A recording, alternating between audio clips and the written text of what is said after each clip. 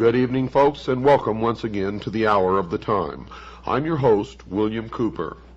We continue where we left off last Friday night, February the 12th.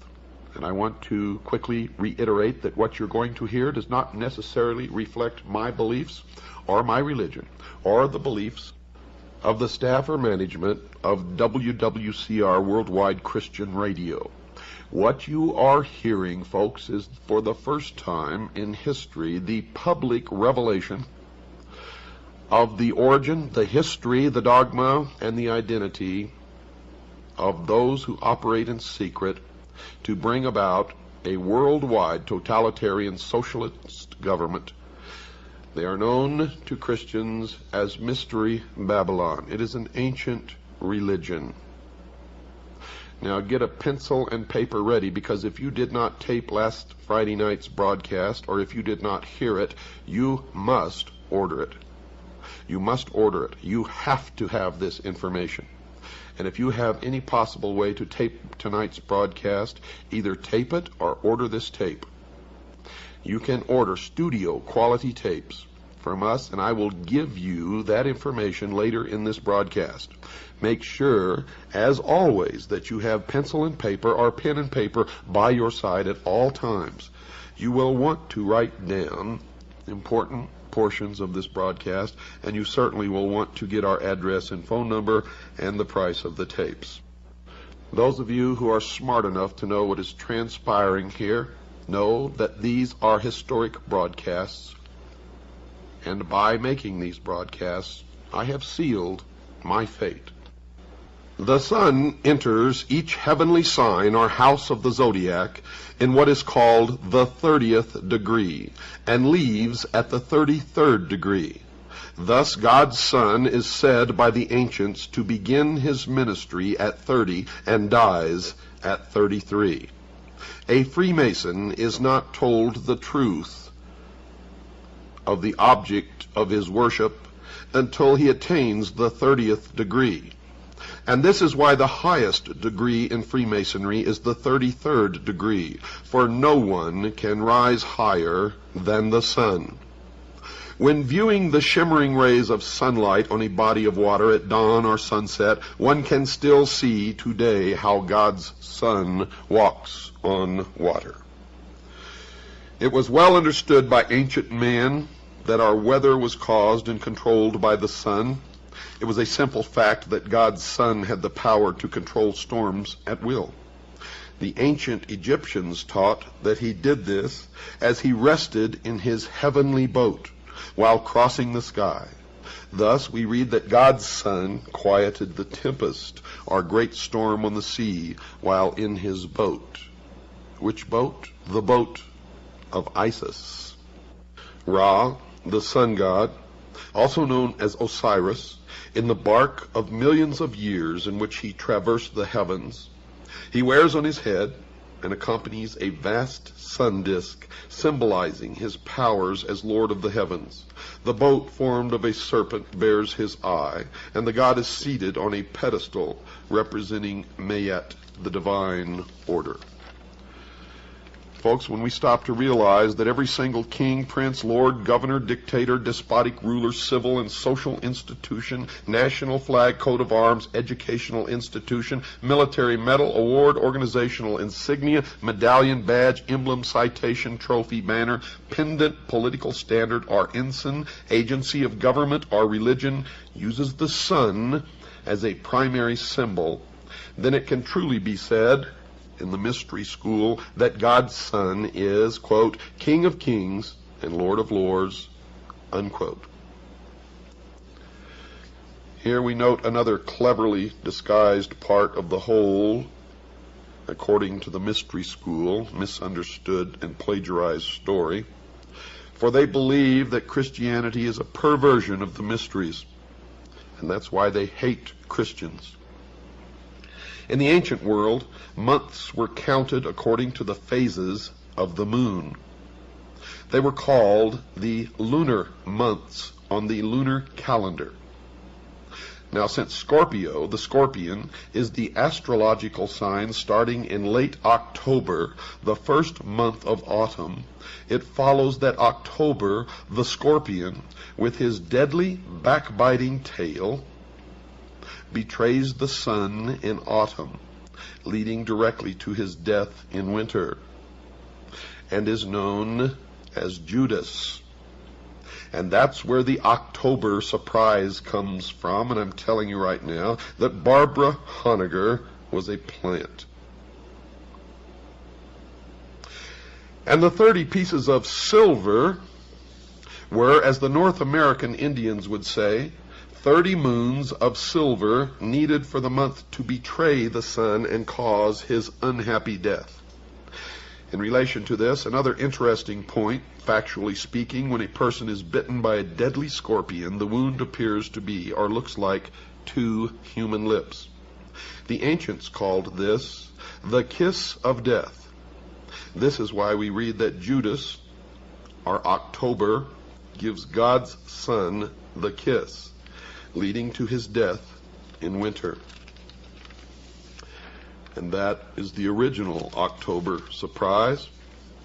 There was an October surprise in France on Friday, October the 13th in the year 1307. Look it up, but in case you don't, I will cover it extensively later. The next point to be made requires first a little background. Christians have always referred to God as the Father. But viewing God as a father didn't start here. It goes back far into the ancient world.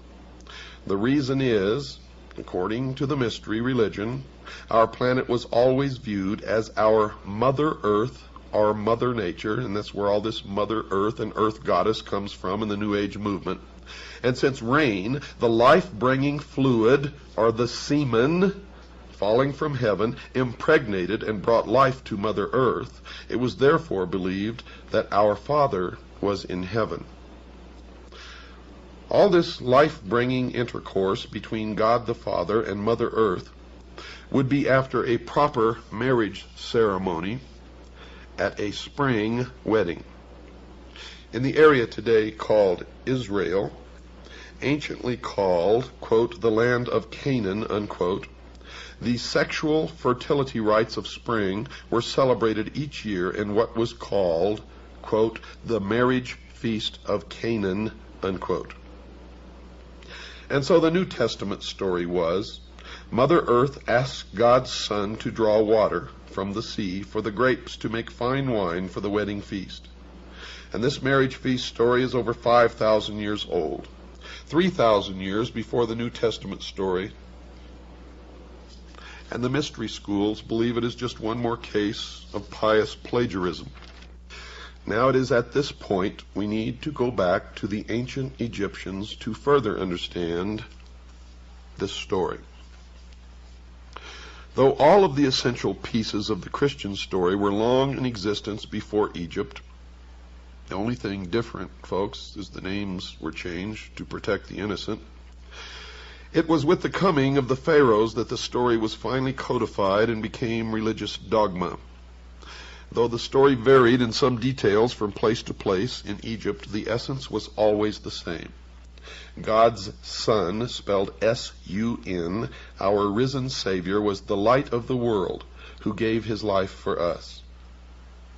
Now remember, this is according to the belief of the mystery religion of Babylon.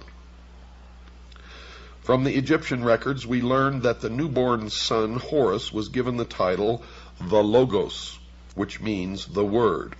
Egyptians further said the Word was made flesh and dwelt among us, And since we enjoy only one Son in heaven, he was said to be the only begotten of the Father. The Word was lost, and that story is told in the Osirian cycle of Isis, Osiris, and the child Horus. And you will learn that the symbol of the Word today is the obelisk, the monolith, the stone. It is also called the lost word of Freemasonry. And I will explain the meaning of all of those things later. Another interesting point not to be missed concerning Horus, later in Egyptian history, he was given a second name, Isos, or Isis, meaning holder of the light. Still later, in Roman Latin, I became interchangeable with J. So from Isis, we get Jesus. All of this can be read by anyone in a public library, if you so desire. In ancient Egypt, it was said that if you wanted to follow the life of God's Son and thereby live in the light of God's Word, or Logos, one would first have to leave his old ways of life to follow the sun, face to the east. But before beginning this new life in the Word, one must die to the old way of life and be born again. George Bush, when asked at a press conference by a reporter if he was a Christian,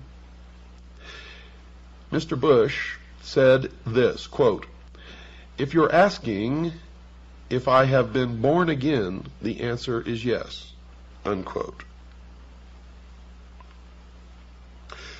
Your first birth was out of the water your mother formed you in. Because her water broke and your new life began, rebirth is symbolized by coming out of total immersion in water, or baptism, or being born again. These points here mentioned are just some of hundreds, if not thousands, of direct connections that can be made between the Judaic-Christian Bible story and the far more ancient original story. The purpose for drawing your attention to this literary plagiarism, according to the Mystery School, this is what they believe, is best stated by Alfred North Whitehead, who said, quote, "No lie can live forever," unquote. They hate Christians, they hate Christianity, and the first object is to destroy the Christian church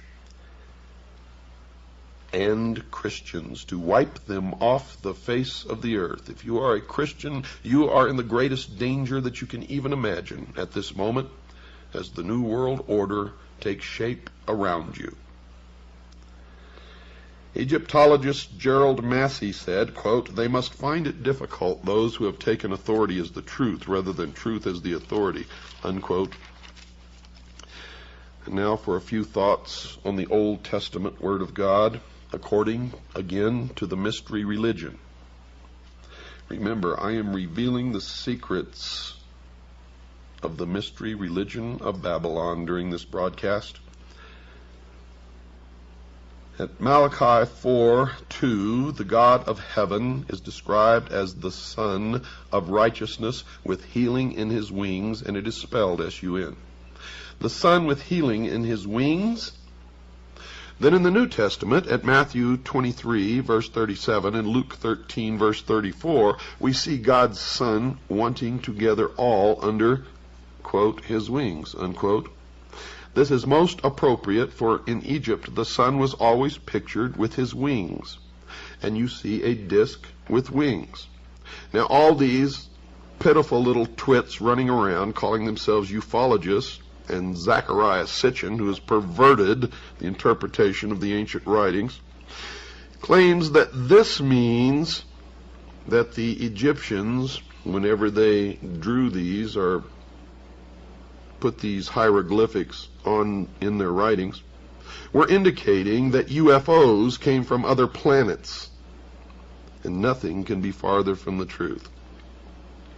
But this is part of the mystery Babylon deception, trying to convince the people of the earth that we are threatened by some other species from some other planet, so that they can more quickly bring about their new world order, their one world totalitarian socialist government. Don't fall for it, folks. I have found that most of these people involved with the so-called UFO research who are trying to convince you of this are Freemasons, most of them 32nd degree of the Scottish Rite. And evidently they are attempting to do their best toward the furtherance of the great work in order to attain the 33rd degree, which can only be attained by meritorious work to bring about the completion of the great work, which is the destruction of the church, the state, and the enslavement of the mob, which is all of us. I hope you hear me out there.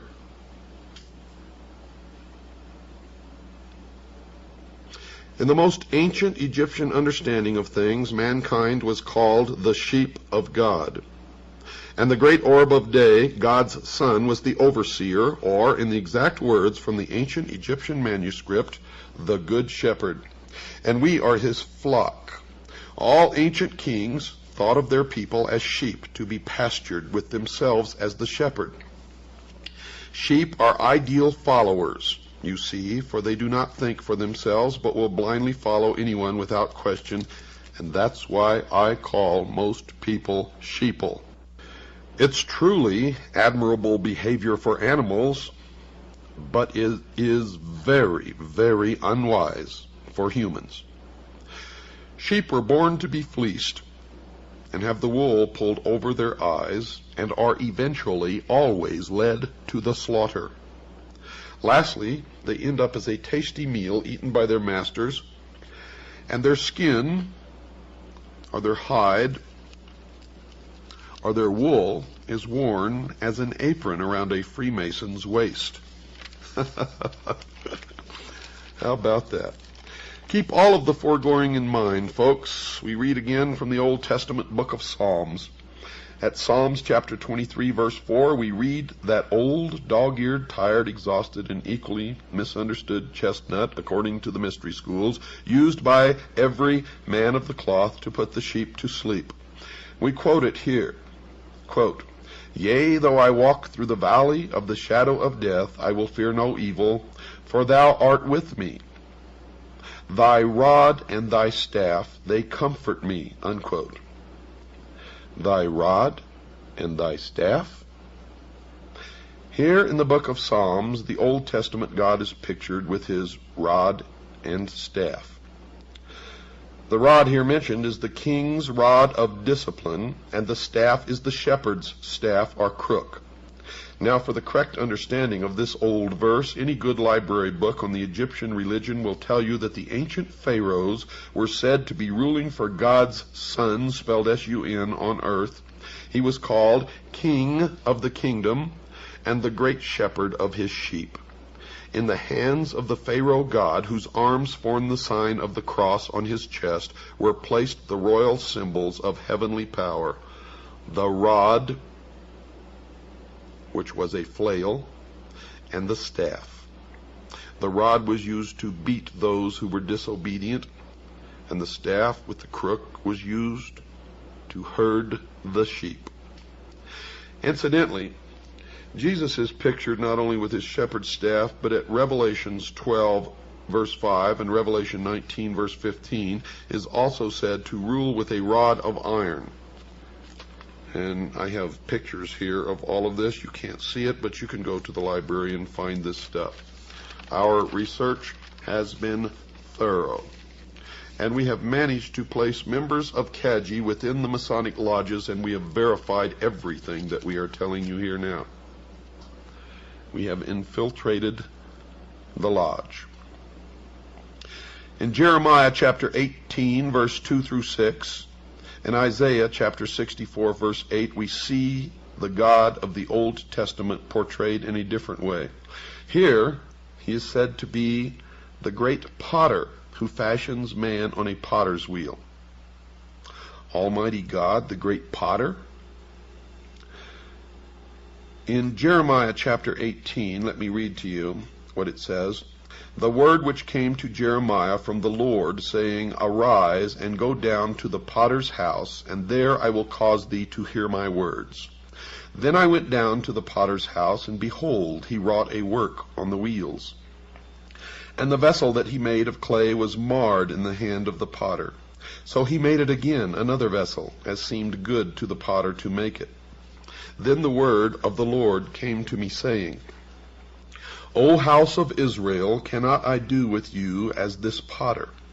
Saith the Lord, Behold, as the clay is in the potter's hand, so are ye in mine hand, O house of Israel. In Isaiah chapter 64, But now, O Lord, thou art our Father, we are the clay, and thou our potter, and we are all the work of thy hand. The potter's story was Egyptian. 1,000 years before it was written by the writers of the Bible. And I have a picture here taken from Egyptian hieroglyphics, and you can find this in a book called The African Belief in God. It shows the hieroglyphics taken right off of the Egyptian temples, and it shows the god Nemu fashioning the body of one of the Ptolemies on his potter's wheel. And here's another picture, the god Nemu fashioning a man upon a potter's table, and behind him stands Thoth, marking his span of life on a staff. In Egypt, God's risen son was Horus. At 12 noon he became the Most High. In this exalted position, he became the mediator between God and man. His name was Amun-Ra. Ra equals ray of the sun. His shepherds on earth were called priests of Amun. They would direct their prayers to the invisible God, the Father, through his mediator, Amun-Ra. And God's Son was the great Amun, with his rays.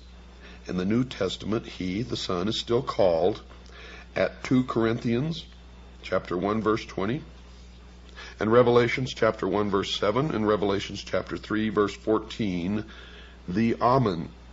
At the end of prayers in the temples of Egypt, they would say, Amen. How does that grab you? Now look at the word Israel.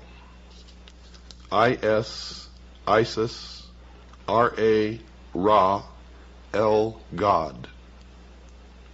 It is the androgynous God, and it's been in front of your eyes all the time. All the time, folks. Anyone who goes to any library and does the research that we have done can reveal that the religion of Mystery Babylon is exactly as I have stated it last Friday night and during this broadcast, and will continue to state it because there is a lot more, folks. We have, in fact, not even yet begun. For this is the only ancient portion, the beginning of the ancient worship of Baal, or Baal as some pronounce it. Ba was the sun, El means God. And that was the beginning of the end of our civilization as we know it, if we do not wake up now. I firmly believe, and I live my life according to this, that I owe my first allegiance to my God and Jesus Christ. My second allegiance I owe to the Constitution of the United States of America, and my third allegiance to my family. And the reason my allegiance is that in that order is because God endowed man with unalienable rights. The Constitution protects those rights, and the family is thus able to survive and be protected and thrive. And the family is the basic unit of civilization. Period. And I further believe that any man or woman without principles that they are ready and willing to die for at any given moment that they are called upon to do it are already dead and are of no use or consequence to anyone, not even themselves. Understand what I just said. I have to take a short break, folks. Don't go away. I'll be right back after this short pause. Isis was the patroness of the magical arts among the Egyptians. The use to which magic should be put is revealed in the Osirian cycle, where Isis applies the most potent of her charms and invocations to accomplish the resurrection of Osiris. In other words, the redemption of the human soul. That the gods of Egypt were elements of a profound magical system and possessed a significance far different from that advanced by modern Egyptologists is certain. The various deities of the Nile Valley were elements of an elaborate magical metaphysical system, a kind of ceremonial Kabbalah. This cannot be denied. But even when impressed with the reality of this fact, the modern Egyptologist still balks. Supposing, he asks, that the Egyptians did possess an elaborate metaphysical doctrine, of what value is its rediscovery in an age when the natural has been demonstrated to be mediocre and the supernatural non-existent? Even if these extinct persons whose mummies clutter up our museums were the custodians of some mysterious lore, we have simply outgrown it. Let the dead past bury its dead, they say. We prefer to live in an era of enlightenment, an enlightenment which you would blight by asking us to espouse the superstitions of our remote ancestors. These so-called superstitions, however, it is interesting to note, die hard. In fact, they do not die at all, but insinuate themselves as a discordant note in our matter-of-fact existences.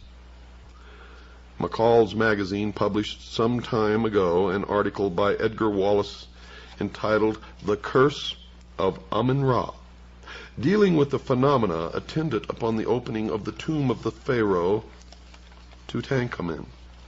After vividly describing the curse of Amun-Ra, the author sums up the effect of this curse upon those who came in contact with the tomb or its contents. His statements are in substance as follows.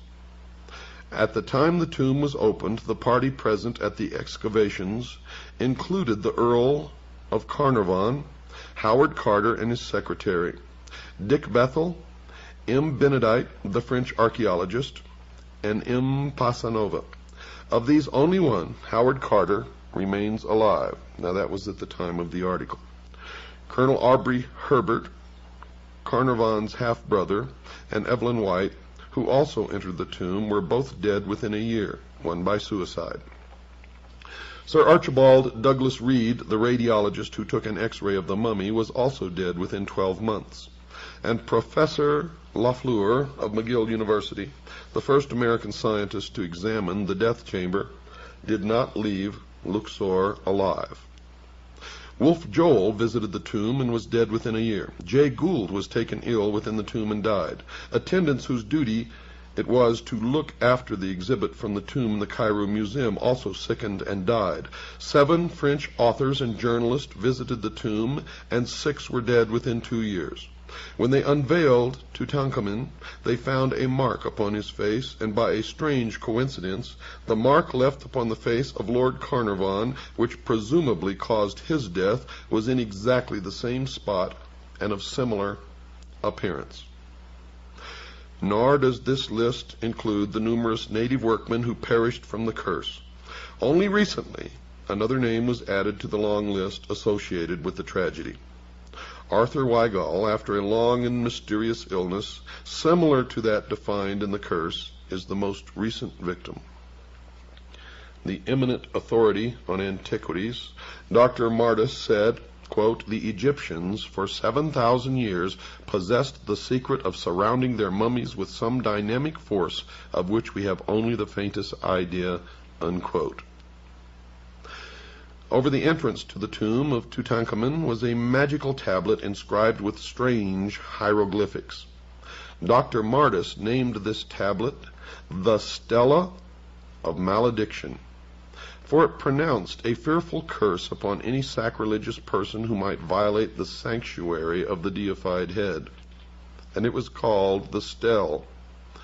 The words upon the stela were as follows: O ye beings from above, O ye beings from below, phantoms riding the breaths of men, ye of the crossroads and of the great highways, wanderers beneath the shade of night, and ye from the abysses of the west on the fringes of the twilight, dwellers in the caverns of obscurity, who rouse terrors and shuddering, and ye walkers by night, whom I will not name, friends of the moon, and ye intangible inhabitants of the world of night, O people, O denizens of the tombs, all of you approach and be my witnesses and my respondents.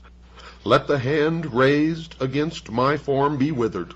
Let them be destroyed who attack my name, my foundation, my effigies, the images like unto me." Unquote.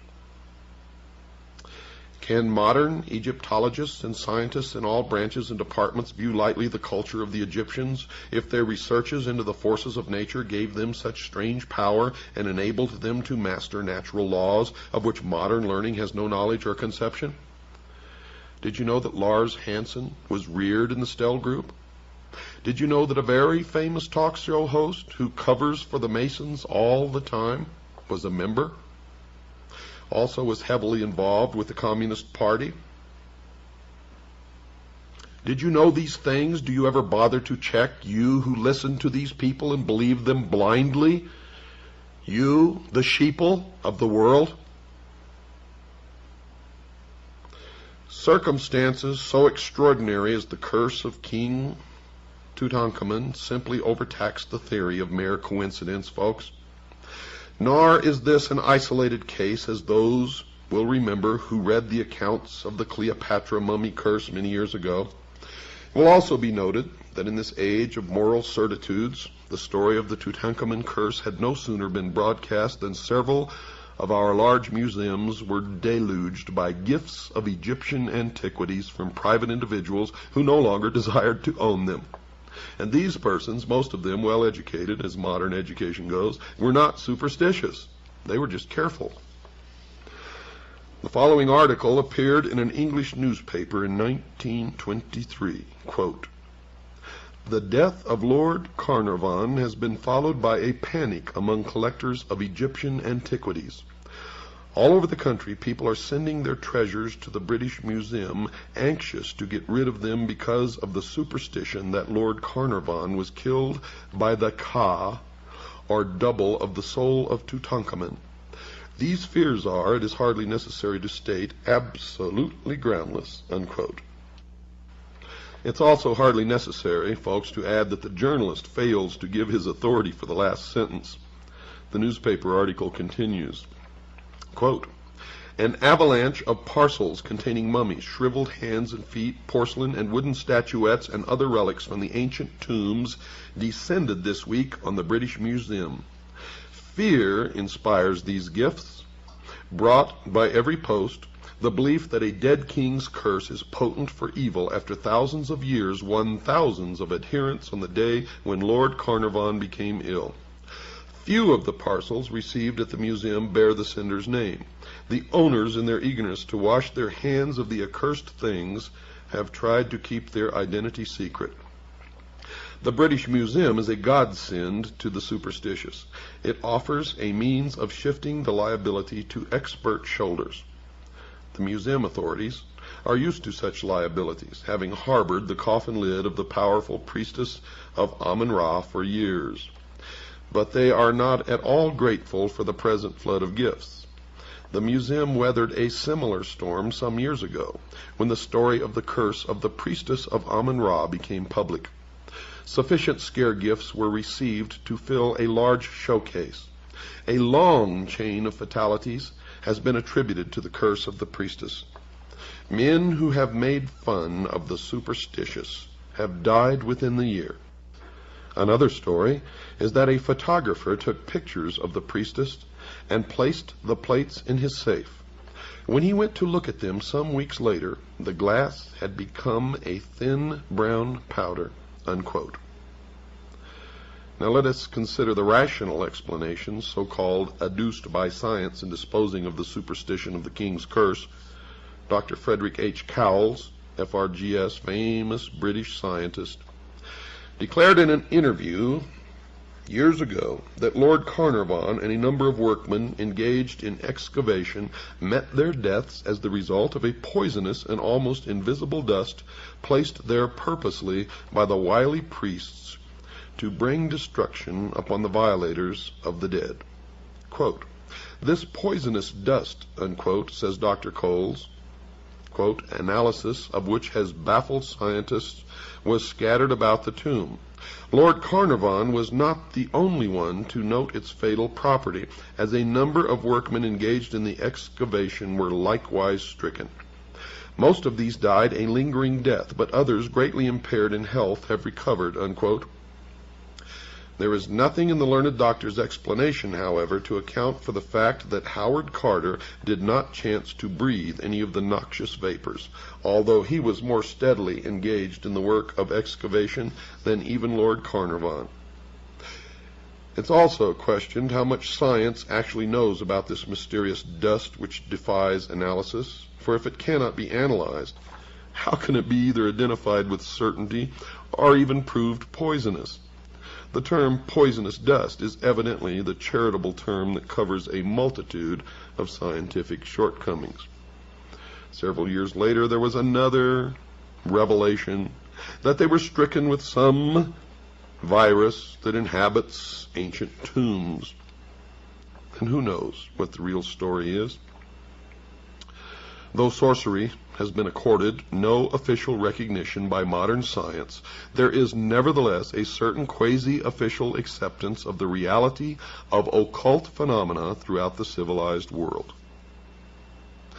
In a newspaper interview, Sir Arthur Conan Doyle illustrates the widespread recognition of the idea that the Egyptians knew how to surround their dead with mysterious guardian agencies which throughout the centuries visited their vengeance upon grave robbers, scientific or otherwise.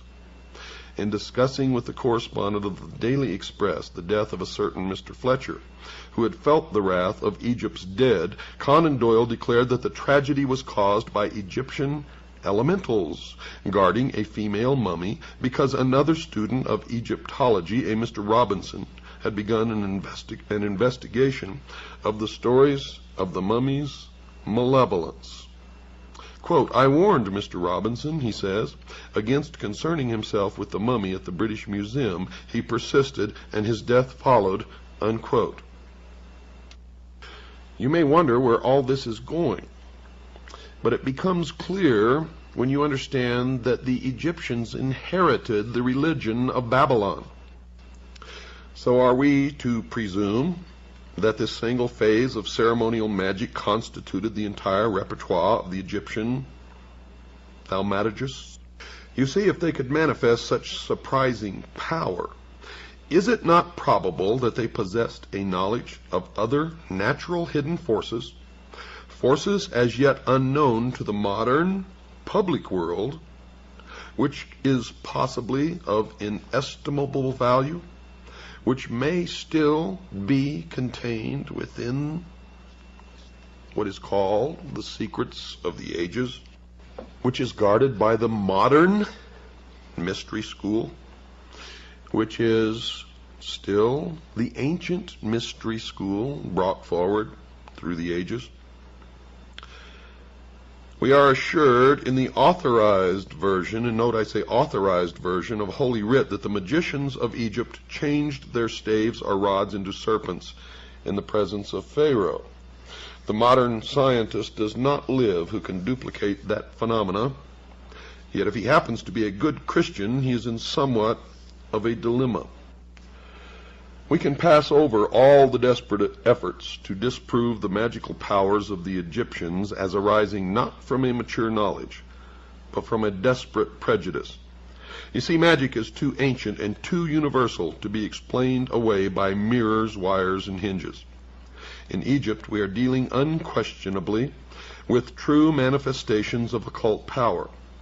The learned author of Art Magic presents what may be accepted as a reasonable, accurate estimation of the priest-magicians of the old Egyptian mysteries. Quote, "They were highly educated, scientific men. They understood the nature of the lodestone, the virtues of mineral and animal magnetism, which together with the force of psychological impression constituted a large portion of their theurgic practices. They perfectly understood the art of reading the innermost secrets of the soul, of impressing the susceptible imagination by enchantment and fascination, of sending their own spirits forth from the body, which many modern metaphysical teachers claim that they can do, as clairvoyants under the action of powerful will. In fact, they were masters of the art now known as mesmerism, clairvoyance, electrobiology, etc. They also realized the virtues of magnets, gums, herbs, drugs, and fumigations, and employed music to admirable effect. And no one since has been able to perfect or even come close to their art of embalming the dead."